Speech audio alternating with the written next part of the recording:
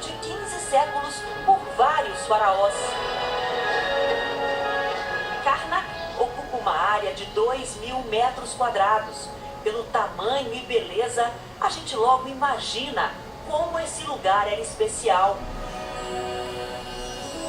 Essa simulação mostra todo o esplendor do templo no passado. Ahmed Çelik dedica a vida a estudar o Egito Antigo. Ele explica que naquela época os templos eram mais importantes do que os palácios onde os faraós moravam. You are returning triumphant. You bring spoils of war and gold, massive gold. Quando um faraó retornava triunfante de uma guerra, trazia muito ouro, bronze e prata e depositava todos os tesouros aqui. O templo de Karnak era o banco central da antiguidade, ele brinca. Like the Federal Reserve. Oh yeah! E a cada vitória, o templo crescia. Novos monumentos eram erguidos para agradecer aos deuses pela proteção e pedir mais poder.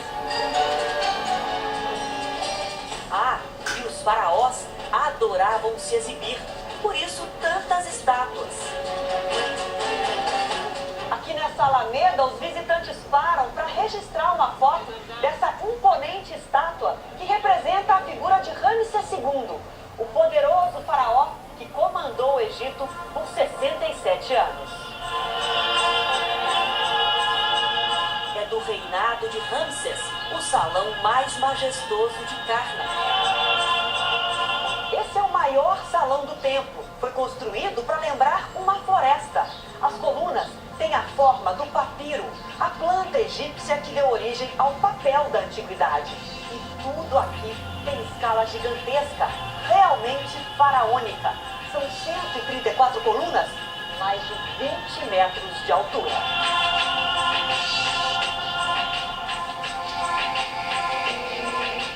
Vestidos com as jalabias, as tradicionais túnicas muçulmanas, os guardiões de Karnak ficam atentos a tudo.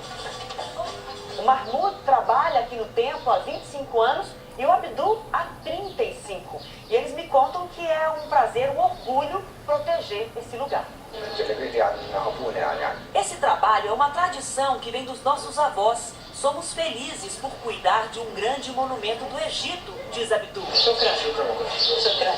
Ahmed chama a nossa atenção. O nome de Ramsés está registrado em várias colunas, com os hieróglifos, a escrita egípcia. Wisr ma'at Ra, seated in Ra.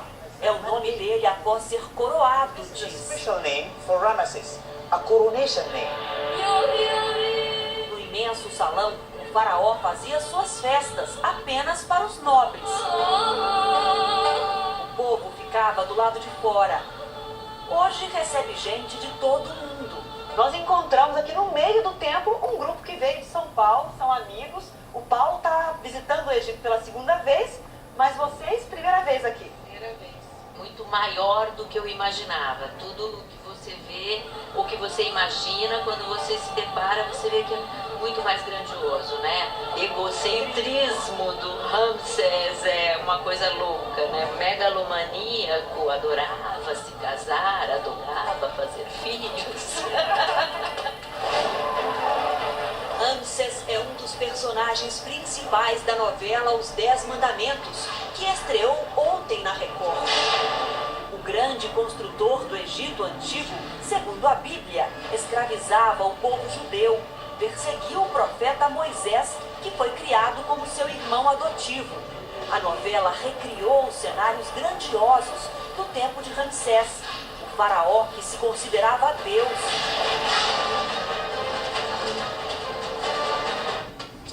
Mas para entender isso, nós deixamos Luxor. 500 quilômetros em direção ao extremo sul do Egito. Nossa viagem termina na hora exata, ao nascer do dia. Nós chegamos a Abu Simbel num dia muito especial. Vamos acompanhar um espetáculo que só acontece 2 vezes por ano e por isso milhares de pessoas vieram até aqui de madrugada. Diante de um grande rochedo, uma multidão espera em silêncio. Aos primeiros raios do sol, as 4 estátuas gigantescas de Ramsés, esculpidas na montanha, vão mudando de cor. E os visitantes começam a entrar no templo. Um cortejo de 2.000 pessoas. Lá dentro, os raios do sol cruzam o portal, quebram a escuridão e no fundo do templo de Abu Simbel iluminam a face de mais uma estátua de Ramsés. A construção do templo foi calculada para que o fenômeno acontecesse nesta data, 22 de fevereiro, aniversário de Ramsés. Depois, só se repete em outubro, no dia em que ele foi coroado faraó. Os visitantes querem parar, tirar fotos, mas só podem ficar alguns segundos aqui dentro. Nas paredes do templo, os relevos mostram a bravura do faraó em sua carruagem massacrando os inimigos.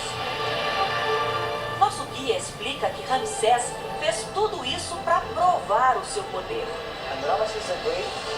Ele mandou erguer a própria imagem cercada dos deuses da antiguidade, ao lado do mais importante deles, Ra, o deus Sol, para dizer ao mundo que era tão importante quanto eles.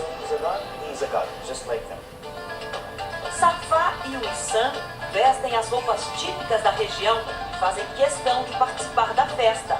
Mas me explicam que o significado já não é mais religioso. É um dia para celebrar a nossa história e os nossos ancestrais, dizem. As jovens são núbias dessa região onde fica Abu Simbel, que no passado era alvo constante de inimigos do faraó Ramsés. Ahmed me explica que o local do templo não foi escolhido por acaso. Com estas estátuas colossais, Ramsés queria mostrar domínio sobre a fronteira no extremo sul do país. It's a potent political message. Don't mess with me.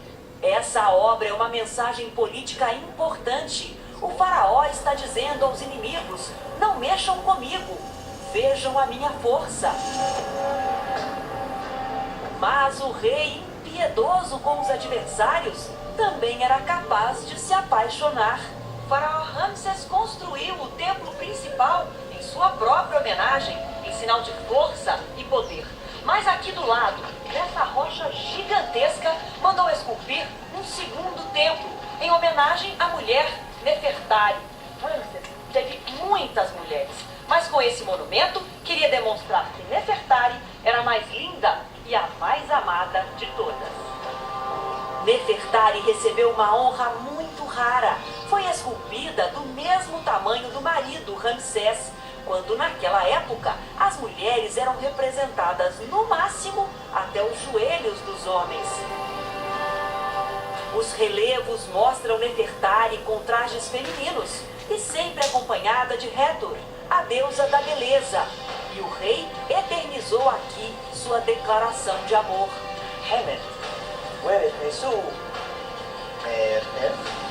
Nefertari. The great royal wife is love Nefertari. Nesse hierógrafo está escrito que o grande rei Ramsés ama Nefertari. Esse templo foi feito em homenagem à esposa do rei. E pensar que tudo isso poderia ter sumido. Do lado de fora, o diretor do templo me conta detalhes de uma história curiosa. Nos anos 60, a construção de uma represa no rio Nilo iria inundar Abu Simbel. A obra de 3.000 anos foi salva por uma iniciativa que envolveu 50 países. O templo foi dividido em 2.000 pedaços, como num quebra-cabeças faraônico, e remontado no mesmo ponto, mas numa montanha artificial 65 metros acima do local original. Assim escapou da inundação.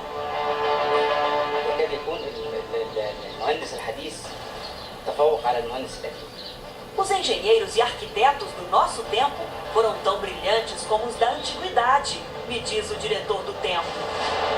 A operação de resgate preservou um patrimônio da humanidade e garantiu a festa de aniversário de Ramsés que a nossa reportagem registrou. Se se estivesse vivo, o mais vaidoso dos faraós deveria se curvar e agradecer.